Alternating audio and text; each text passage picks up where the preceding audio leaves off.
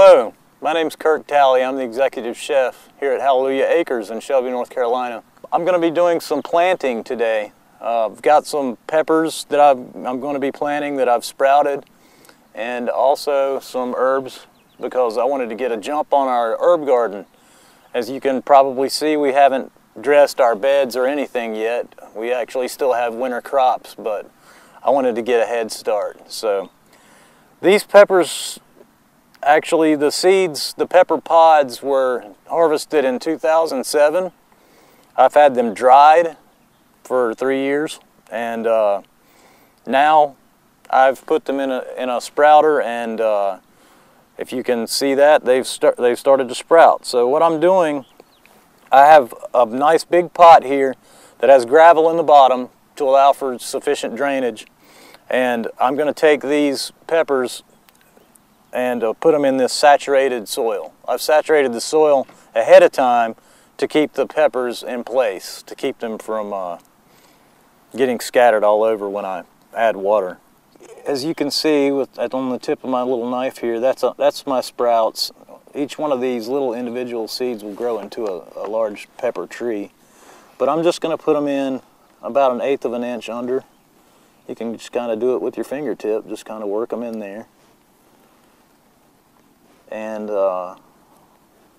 as they mature, they'll grow up into a nice little stand of what appears to be weeds at first, and then rapidly becomes a nice, beautiful pepper plant. These got a little goose because I started them in a sprouter, so that's going to help them. The best time to water these plants, particularly peppers like this, would be near dusk, and you want to be very careful not to overwater them. They do like to be watered, but you want to saturate them once or twice a week. This white stuff that you see on top is of volcanic origin. It's called perlite. You don't want to cover them any more than maybe 1/8 of an inch. So you definitely want to go light when you're covering up like that.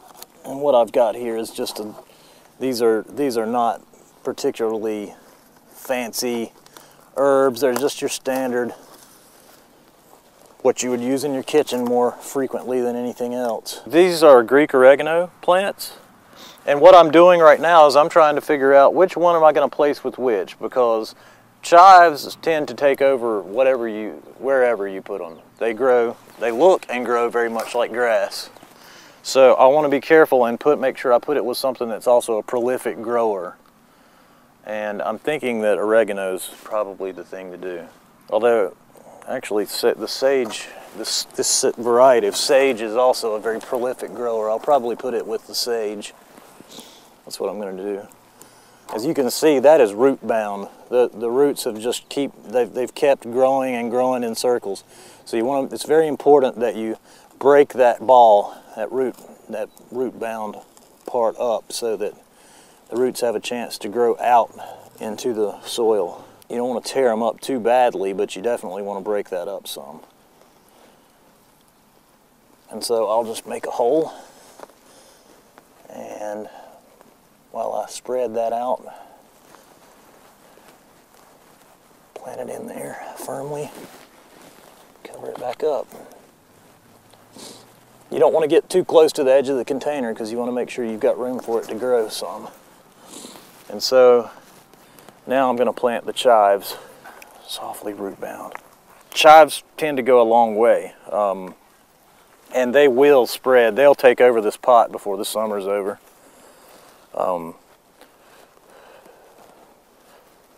They may even run the sage out, but that's okay if they do that. We'll allow that. And so as long as you're growing your herbs in pots like this, you want to make sure you have really big pots as these are, and you want to make sure you got plenty of space for the herbs to grow. The last one, but not least, is rosemary, which is one of my favorites.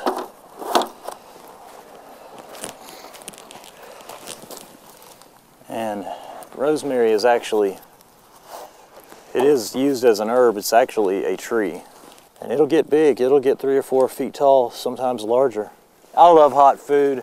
The plants that I got those seeds from were 6 years old. And the reason they were 6 years old is because I loved them so much that I kept them alive. It was not easy, but I kept them alive that long. And now we've got them in the ground, in the dirt. The most important thing at this point is to water them in. These pots have nice big holes in the bottom, and they're going to drain sufficiently to where it doesn't matter. This is something you want them saturated in. Okay, so you've seen how to grow your own herb garden, from growing directly from sprouts and by planting already established plants that you can get from your local nursery. And I expect to be using these plants very shortly here in the kitchens at Hallelujah Acres, and it'd be an awesome opportunity to feed you some very nice vegan cuisine using these nice fresh herbs that I've shown you how to plant today.